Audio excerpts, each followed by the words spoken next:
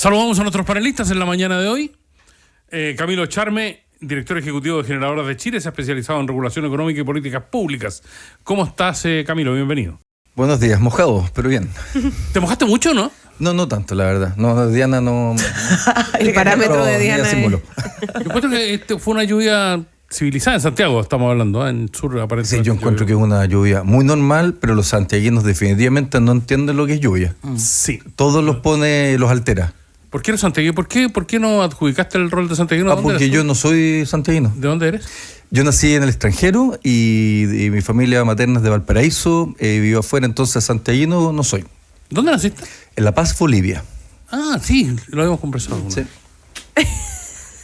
Pero en La Paz llueve menos. No, llueve harto. Mira, la verdad... ¿No te acuerdas? Nací, estuve como pocos meses y volvimos a Chile y después empezamos ahí a dar vueltas por el mundo. No sé cuándo. No, pero no llueve en el Alto, no llueve. A veces, donde no llueve en Lima. Diana Urenque, filósofa y directora del Centro de Ética Aplicada de la Universidad de Chile. Diana, ¿cómo estás? Muy bien. ¿Tú eres santiaguina? Así es. O sea, asumes como todos nosotros yo diría que 3 años del panel, parte del panel. El resto del programa se divide. El panel fue diseñado en un momento de muchísima confusión política. Sí, mandemos esos saludos también a quienes lo formaron. Sí, a Juan Francisco Rojas, que fue... Carlos Costa, que fue el que materializó la idea, pero fundamentalmente a Isabel Tolosa, que fue la gestora, impulsora originalmente de este programa. A ratos nos escucha y nos escribe para retarnos, pero... ¿A ti? ¿A mí no? Bueno, me reta a mí. ¿Cómo que tenemos una sorpresa? ¿Tenemos una sorpresa? A ver.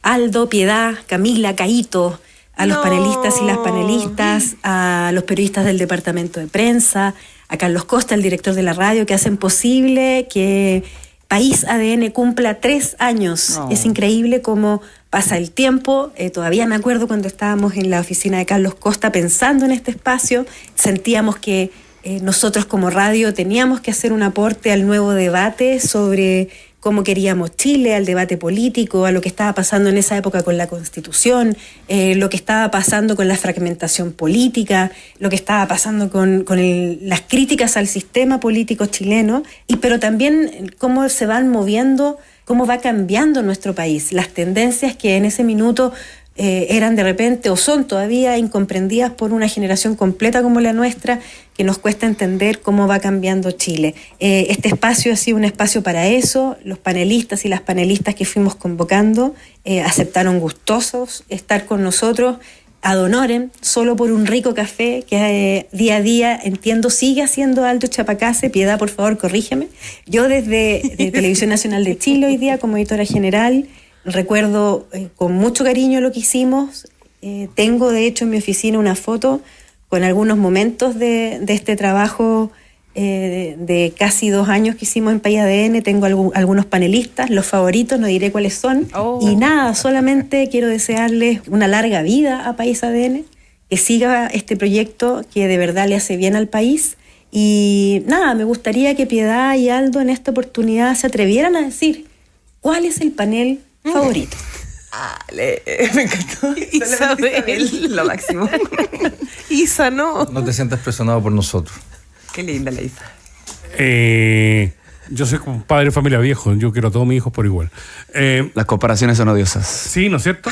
Pero quiero decirle, a través de ustedes tres, le ha correspondido estar ustedes tres en este aniversario que estamos muy orgullosos de este panel.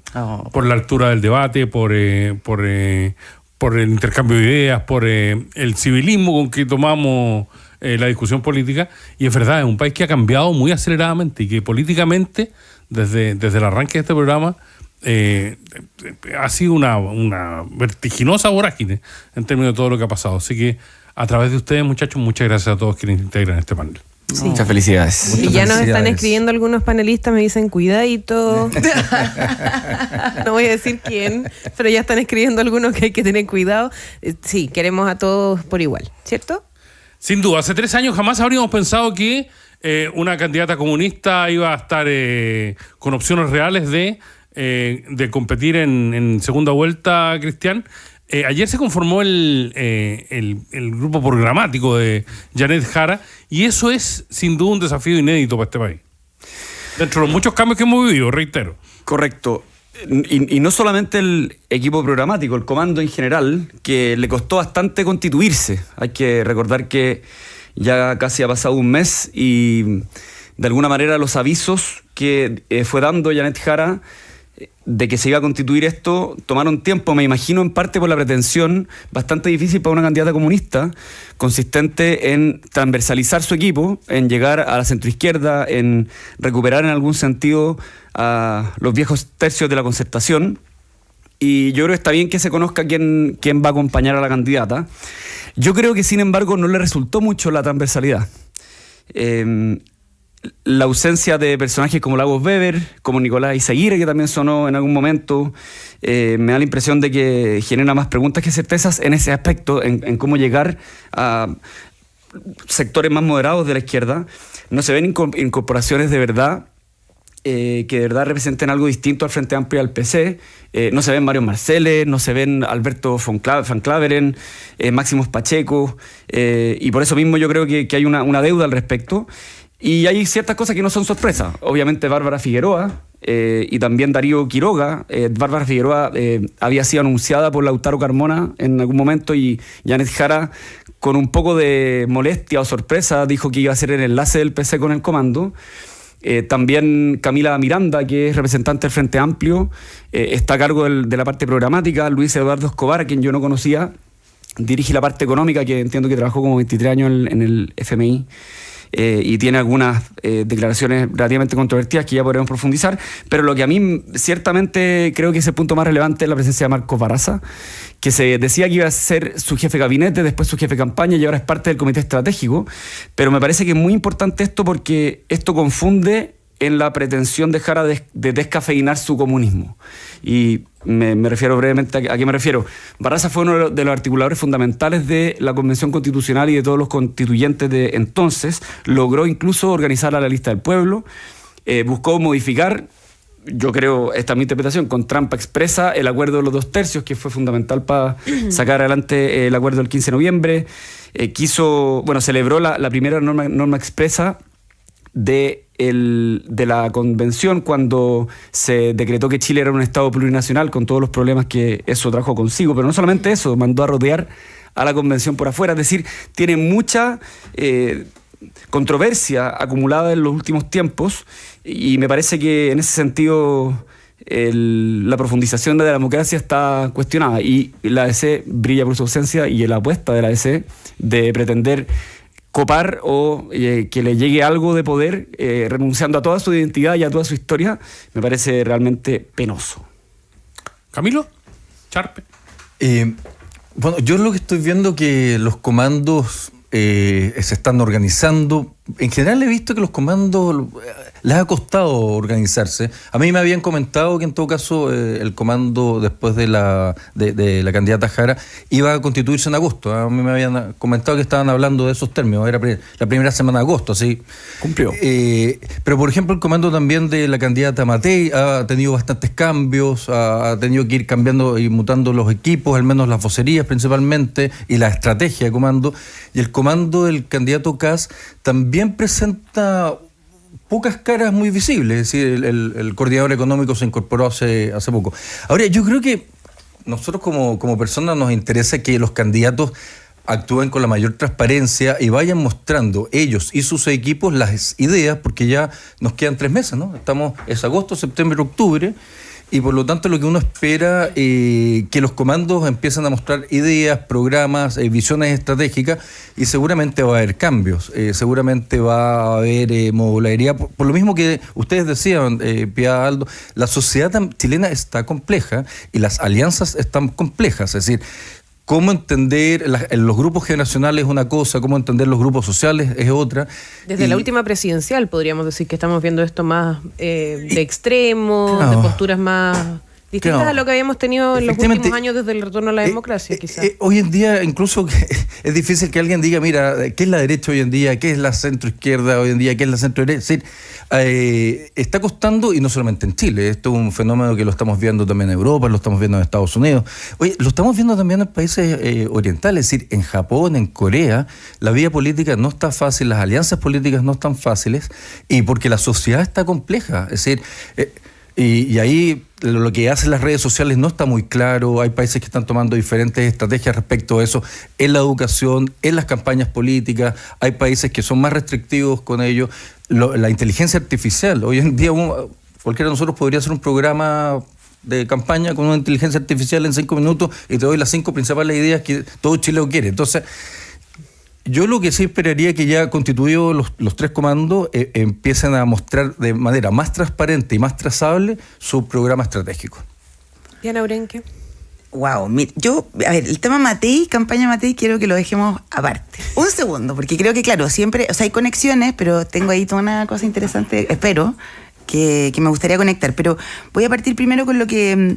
Yo concuerdo contigo, Cristian, de que efectivamente hay una cosa de que esto de... Como dijiste tú, ¿cómo dijiste? Descafeinar el comunismo. Claro, que es como descomunizar al comunismo o desleninizar al comunismo, después también de la columna que escribió... ¿Quién escribió esa columna? Hugo Herrera, creo, ¿no? Que puso el problema del Partido Comunista no es que sea comunista, es que es leninista. Y ahí hace todo un desglose bien interesante, porque básicamente el leninismo es el que realmente tiene esta justificación de la falange como más armada o violenta, si es necesaria, la revolución, o de la dictadura del proletariado. Una cosa interesante bien como de... digamos, teoría, ¿no? De por qué en realidad el comunismo no nos gusta. No es por el comunismo, porque comunitario podemos decir que queremos ser todos, ¿no? Uh-huh. Más comunidad, pero la parte como el leninismo, y insisto, el muertes pueden... la parte revolucionaria, digamos, ¿no? Bueno, y yo concuerdo de que esto de que el equipo no... O sea, no es muy transversal, sin duda. Es cierto que no está toda esta falange DC, pero ya sabemos que la DC no existe, ¿no? O sea, ahora lo dijeron, ¿no? O sea, yo no creo que sea tanto un suicidio de la DC, el reconocimiento de algo que está pasando. Y lo digo, creo que mi abuelo fue DC alguna vez, no tenía idea. Y ya en ese tiempo decía, no, yo fui DC. Es como una crónica de la muerte anunciada. O sea, bueno, claro, igual algo parece que pasa, pero también pasa en Alemania, como dices tú, todos estos partidos más como demócratas cristianos, que son medio centro, pero no conservadores, pero no tanto.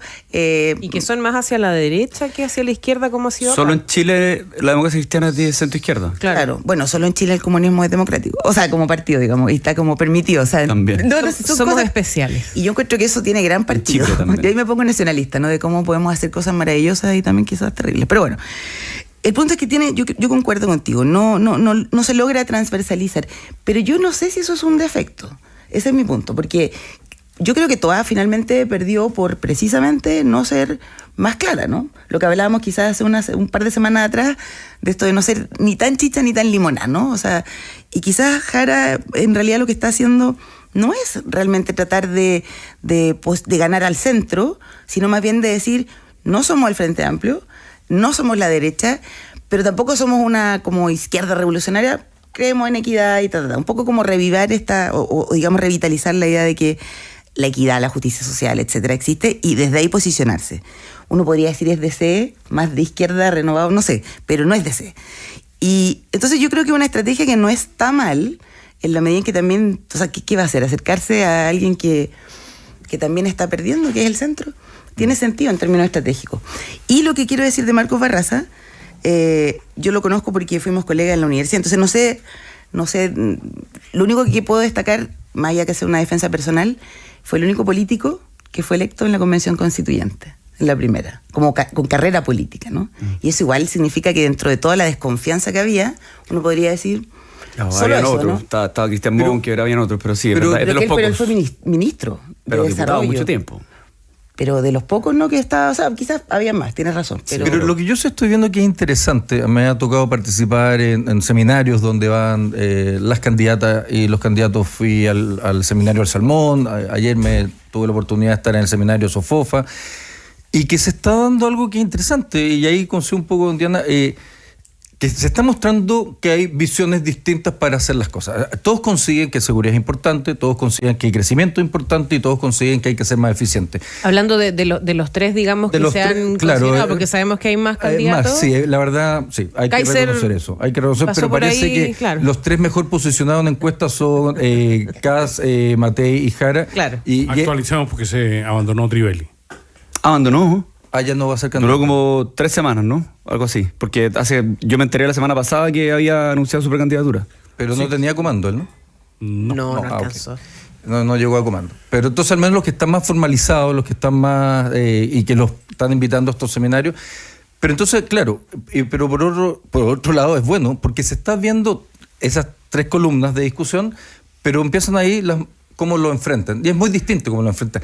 Y yo ahí vuelvo a un concepto. Es bueno para la ciudadanía que las personas muestren las ideas tal cual y no descafeinadas, no licuadas, porque si no, ¿para qué tenemos una elección? Si todos nosotros 3 vamos a opinar más o menos lo mismo, vamos a decir que la seguridad la vamos a combatir de la misma manera, que el crecimiento lo vamos a hacer de la misma manera, es como hacernos trampa en el solitario como sociedad. Entonces es bueno que la candidata Jara diga, mira, yo tengo esta visión, tengo esta historia y esta filosofía, la pongo. Es bueno que Kast haga lo mismo, es bueno que lo mismo haga Matei y tal vez otros candidatos o candidatas que puedan ir surgiendo. Claro, porque tal vez caímos mucho tiempo en un concepto como que tampoco existe mucho, hablar de, oye, el centro, un centro que en verdad nunca tendremos en esta mucho. elección no está como tal. Y los partidos políticos están muy desprovistos de cualquier contenido normativo que permita entender qué es y qué es la propuesta política de cada partido político. Entonces, efectivamente es muy cierto lo que dice Camilo. Ahora, yo creo que en el caso de Janet Jara es como complicado, porque ella se hace más cargo de dónde viene y qué ha hecho, pero trata de evitar cada vez que puede su pasado comunista. Ella dice que efectivamente es militante desde los 14 años, y eso lo reconoce, pero ella habla de que es candidata a la centroizquierda. O sea, es confusa también en los mensajes, y tiendo a pensar que... Eso no podría ser al contrario. Y ella dice, mira, yo tengo un pasado, tengo una historia, pero ahora yo tengo una posición y un rol distinto. Claro. Y yo también eso lo veo en los otros candidatos. Es decir, José Antonio Kast fue militante UDI, tiene una historia, pero ahora es algo distinto y dice, bueno, yo ahora aquí, en este momento, en tiempo real, el presente, soy esto. Claro, y eso es lo que yo creo que no logró transmitir con su propuesta, porque hay 3 comunistas, y también uno ve el caso de Jaime Mulet, por ejemplo. Jaime Mulet, que fue precandidato en las primarias, donde en una entrevista con Tomás Mochati, en estas preguntas incisivas, lo aprieta y le dice, ¿qué piensa usted de la declaración de Carolina Toá?, donde ella sostiene que el comunismo lo único que ha generado es hambre en el mundo, y él dice que está de acuerdo con esa aseveración, y más encima dice que no solamente el PC chileno apoya dictaduras, sino que además le costaría mucho apoyar en estos términos a Janet Jara, y ayer se le ve con una sonrisa. Entonces yo creo que es importante decir qué clase de comunismo representa Janet Jara, y si es que la aseveración que el mismo Lautaro Carmona hizo en enero, porque no fue hace 15 años, como bien decía Diana, de que el PC es un partido marxista-leninista, me da la impresión de que, aunque juegue un rol distinto, ella debe hacerse cargo de qué cree, porque cada vez que le preguntan de esas cosas dice que no es comentarista, que ella quiere ser presidenta de Chile. Bueno, me parece que es importante que ponga por delante la idea. Sí, vamos a hablar sobre Evelyn Matei en el segundo bloque, Diana, como solicitaste. No, pero si ahora también puede ser, pero conectado. No, porque tenemos que irnos a la pausa, pero hablando de descafeinar, digamos que la derecha nunca ha sido... La derecha llegó al poder limpiándose de Pinochet. Es decir, si hasta Piñera votó no, y que no haya estado de acuerdo con el golpe de Estado. Por lo tanto, también allí hay un punto en torno a qué banderas van a esconder también en la derecha para la segunda vuelta. Pero bueno, ahí está el desafío entre Evelyn Matei y Kast, que no pueden ser lo mismo. Segunda vuelta. Segunda vuelta. Aldo Schiapacase y Piedad Vergara ya están de regreso con los temas de hoy. Esto es País ADN. Cristian Stewart, Camilo Charme y Diana Urenque hacen esta mañana con nosotros País ADN. Diana Urenque tiene la responsabilidad de abrir el debate con su... Es todo tuyo, Diana. Con su alocución sobre la candidatura de Evelyn Matei. Ya, no, lo que pasa es que... Gracias, primero, por esperar este espacio. No, lo que pasa es que, mira, he pensado mucho respecto a lo que pasó con Matei Kast, ¿no? Esta cosa de cómo Matei salió digamos, a defenderse, las acusaciones, de cómo también Chile Vamos, ¿no? Levantó esta especie como de denuncia contra Kast, de que efectivamente Kast lleva mucho tiempo con bots y toda su gente y esto yo sé que es como antiguo, pero creo que igual hay que seguir conversándolo, porque primero salió esto de que Chile Vamos se iba a querellar, Matei dijo, sí, yo estoy pensando qué hacer, y yo pensé y dije, bueno, ¿qué hará, no? Y no lo hace. Entonces pensé y dije, bueno, obviamente esta fue una importante parada de carro, entre comillas, todos sabemos lo que hace Kast, o más bien la gente de Kast, ¿no? Porque es una cuestión como muy típica de estar atacando a otros. Bueno, salieron estudios, en fin, no voy a mencionar a todas las personas que son atacadas en particular. Es una estrategia mundial, digamos. ¿Ah? Viene de una estrategia mundial. O sea, es claro. una práctica política que ya está aprobada en otras latitudes. Claro, entonces ahora ella es primera vez que lo denuncia, ¿no? Pero mi punto era como, ¿hasta dónde va a llegar esto de que una derecha, a propósito que hay varias derechas, como decía Camilo antes también, ¿qué va a hacer esta derecha que parece distinguirse a propósito de esto de si el comunismo es más comunista o menos comunista? Como esta derecha que dice que no es tan radical como la de Kast, toma una posición y al final dice, no nos vamos a querellar. Y para mí eso es gravísimo, porque pone en duda esta idea que se supone que Bópoli hace tiempo quiere decir, y ciertos sectores de la derecha quiere decir, que es que puede haber una derecha liberal, ¿no? Recuerdo el libro que sacó hace poco Hernán Larraín, que era La derecha liberal sí existe. Yo confieso, o sea, soy filósofa y todo, pero leer es cada vez más escaso, es difícil, no lo he terminado de leer. Pero me encantaría preguntarle a él, en este momento, y yo le tengo cariño a Hernán, y yo sé que lo diría con verdad. Querido Hernán, tú ahora, ¿irías por Kast o Matei? Si realmente la derecha liberal existe, no podrías ir por Kast, tanto como no podría ir por Jara. Porque son los dos movimientos demasiado extremos. Entonces, cualquier persona liberal, es decir, cualquier persona que creyera que no tienen que haber constricciones de tu forma de vida, de tus valores, ni de la economía, ni de la moral, no podría votar ni por Jara ni por Kast. Entonces, cada vez que Matei o la centro derecha o la derecha menos, no sé, ultra, decide ir por Kast, a mí me parece, y ahí estoy con la cosa de los nietitos, que es como que no se atreven a desautorizar la figura de los grandes padres de la derecha, ¿no? Es decir, esta figura de que al final del día todos salieron debajo del padre, en la derecha, derecha. Y en la izquierda, sin embargo, pareciera que efectivamente son todos medio hijos sin padres, es decir, son todos más rebeldes. Frente Amplio pelea con la DC, comunistas se quedaron sin el gran padre que es Allende. Recuerden que Allende se suicida. O sea, queda toda una generación ahí huérfana. Entonces, hay toda una forma también de entender cómo se sienten las lealtades, cómo el país finalmente, en términos de partidos políticos, genera alianzas. Y por eso todo esto, Pamela Giles, que llama nietito, no me parece tan absurdo en un país que finalmente se construye también con esa figura. No sé qué piensan de esto, si es muy... No sé qué piensa Cristian, por ejemplo. Cristian Stewart. Yo creo que la manera en que se ha abordado la discusión en la derecha en las últimas semanas denota una falta de sentido de oportunidad muy grande, para mi gusto nunca antes vista, porque la derecha, como hace mucho tiempo, no tiene una oportunidad tan clara de llegar al poder, con independencia de si es José Antonio Kast o Evelyn Matei. Y a propósito de algo que decía Aldo hace poco, con ocasión del aniversario de 3 años, el concepto de malestar social, yo diría como nunca hoy día, en principio, porque obviamente este es un concepto que admite muchas interpretaciones y que, en fin, si uno pudiera desarrollarlo, nunca se acabaría, pero en principio hoy día el concepto de malestar social tiene que ver con, en general, el modo en que la derecha mira al mundo. Hoy día el malestar social tiene principalmente, secundariamente y en el fondo todas las prioridades son en materia de seguridad, y en general la derecha siempre ha dicho que el orden es condición de posibilidad de cualquier progreso social. En materia económica, en principio, el crecimiento económico es algo que le queda más natural a la derecha que, evidentemente, que a Janet Jara. Entonces, yo creo que el desperdicio de la oportunidad que se está viendo por parte de la derecha, yo creo que es insólito. Esta discusión sobre las listas parlamentarias o la lista única, a mí me parece que deberían ponerse de acuerdo con una cierta rapidez tal, de manera que se vea que hay una cierta gobernabilidad, porque eso es como el gran atributo que tiene la centro derecha en comparación con José Antonio Kast al menos. por su experiencia reciente en los dos gobiernos de Piñera, pero también yo no entiendo cuál es la necesidad de seguir disputándose y creo que en concreto, a propósito de esta discusión que están teniendo, Evelyn Matei hace alusión a un tema bastante de fondo, que de hecho lo conversamos hace 2 semanas, sobre los límites éticos en una campaña electoral, que no todo vale, instalar mentiras, dejar correr fake news de manera directa o al menos tolerarlo y esbozar una pequeña sonrisa cuando salen videos que son mentiras, afecta significativamente no solamente a ella, al debate público, orada la confianza en las personas públicas ya se exponen y tienen que hacerse cargo de sus propias declaraciones. O sea, con mayor razón va a ser desagradable hacerse cargo de cuestiones que son mentiras.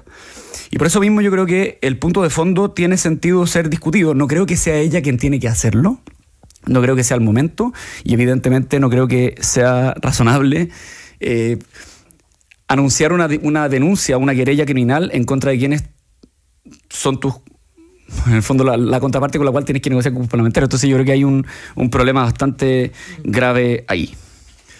Camilo, reaparecieron los poderes fácticos, ¿no? A través de estas cartas que exigen... Es interesante eso, pero ahí esa es como... Lo que está mostrando ahí es como el síntoma, es decir, ¿por qué grupos de personas tienen que empezar a escribir cartas públicas de esa manera? ¿Por qué no hubo conversaciones anteriores? Por el fin último, básicamente, claro, la unidad de la derecha. Pero es interesante que no se están sintiendo escuchados o no hay instancias de conversación porque por algo tienes que hacer una carta pública. Lo haces público en un diario porque parece que los diálogos anteriores no existieron o no dieron ningún resultado, o puede ser que no dieron el resultado que ellos querían. Pero volviendo también con lo que dice Diana y Cristian, es, claro, aquí hay un debate ético que como sociedad no podemos dejar. Y parece que efectivamente la candidata Matei no fue muy clara y eso quedó muy en evidencia, porque fue muy enfática en un momento y después dejó eso ahí, o no tomaba esa decisión o la llevaba hasta el final, porque el tema es serio, el tema hay que abordarlo y no podemos dejar la democracia a inteligencias artificiales y bots contratados en Kazajistán, en Pakistán y en otros lugares. Eso nos deberíamos hacer cargo. Ahora, también yo lo estaba mencionando antes, el tema acá es que la centroizquierda hizo un trabajo. Te puede gustar o no el resultado, pero es un trabajo. Hizo una primaria, se unificaron, eligieron la candidata y la candidata hoy en día es la candidata Jara. Pero la derecha no hicieron eso, por decisiones estratégicas de ellos. Pero hoy en día sí tienen que mostrarnos a nosotros como sociedad cuáles son las alternativas, porque nosotros tenemos que votar. Y para poder votar tenemos que ver alternativas. Y ahí las diferencias. Entonces, si hay una diferencia ética, sería buena que la mostraran claramente, porque para mí y para mucha gente yo creo que la ética en la vida es importante y la ética en la política es importante y es un elemento de votación. Más allá también de condiciones de seguridad, crecimiento y otro. Es decir, no es lo mismo un gobernante con una ética A, una ética omega. Entonces, tal vez hubiese sido interesante tener ese debate. No sé si judicializarlo, pero sí tener el debate de la ética de los futuros gobernantes, de todos nosotros, de nuestros hijos, hijas, todo. Entonces, eso sí es importante. Y los poderes fácticos, los poderes fácticos van a operar y van a hacer, y yo ahí vuelvo que ojalá la sociedad tenga los mejores caminos transparentes, accountability. Yo he sido bien bajadero con esos conceptos, pero es la forma que podemos hacer mejor las cosas.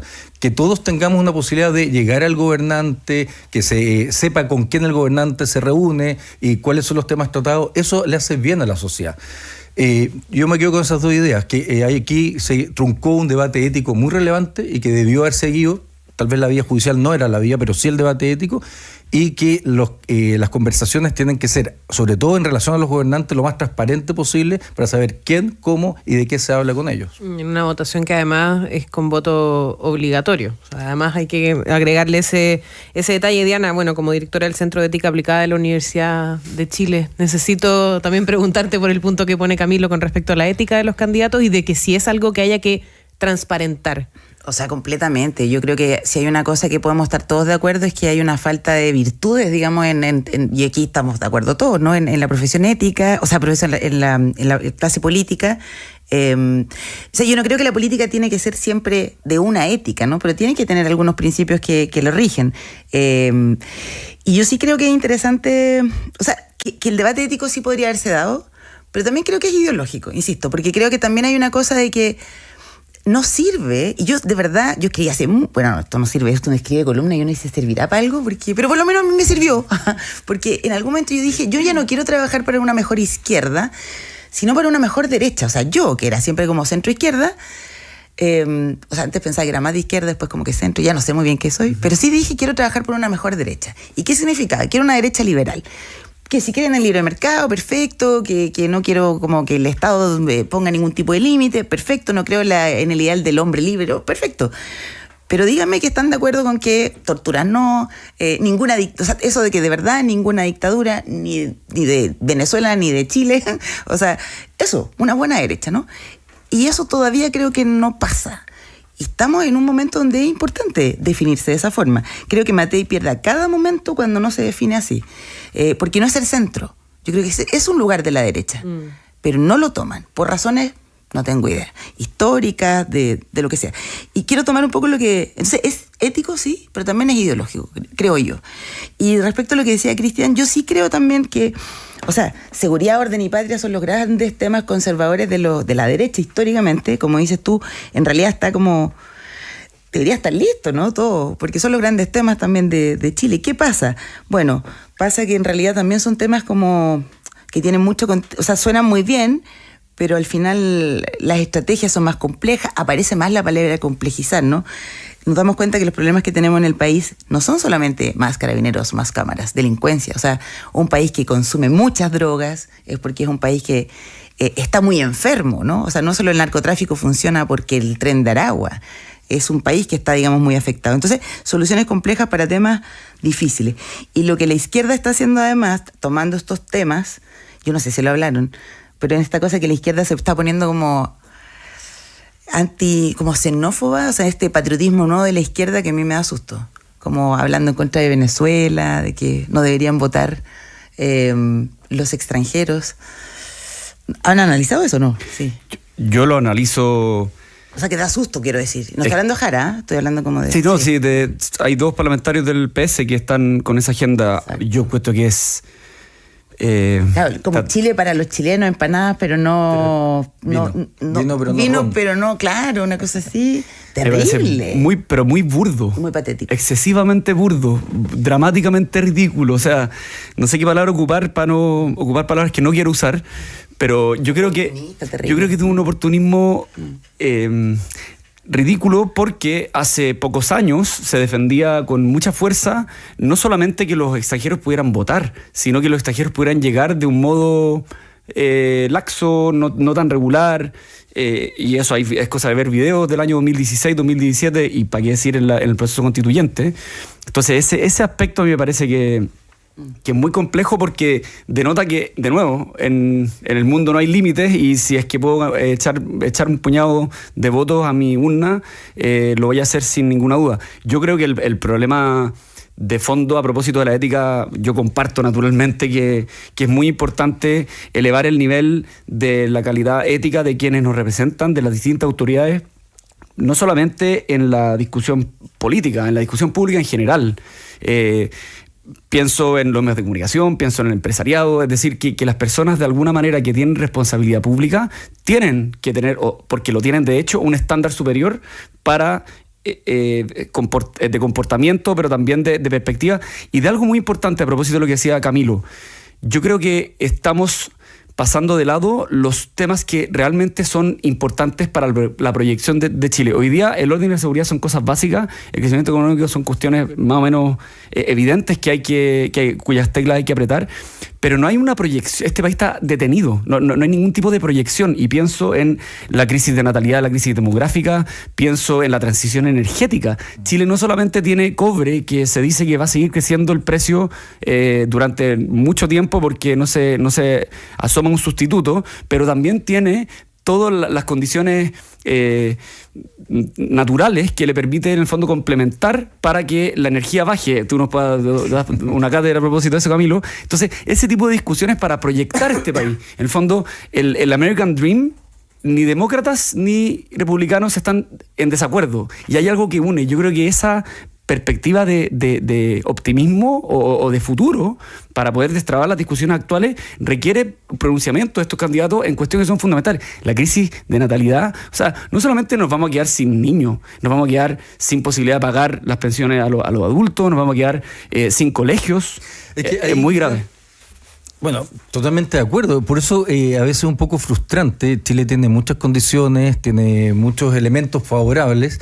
Entonces, esos debates, yo también, a mí me encanta ver casos comparados. Hay países que lo han tenido, es decir, Nueva Zelanda lo ha tenido, Noruega lo ha tenido, Estonia. Es decir, un país que fue dominado por la órbita soviética. Hoy en día es un país que tiene una visión. Mira, nosotros los estonianos, como tenemos este gigante que en cualquier momento nos aplasta, y ellos han hecho unos tremendos trabajos de mejorar la calidad de sus ciudadanos, de capacitarlos, de hacerlos ciudadanos más modernos.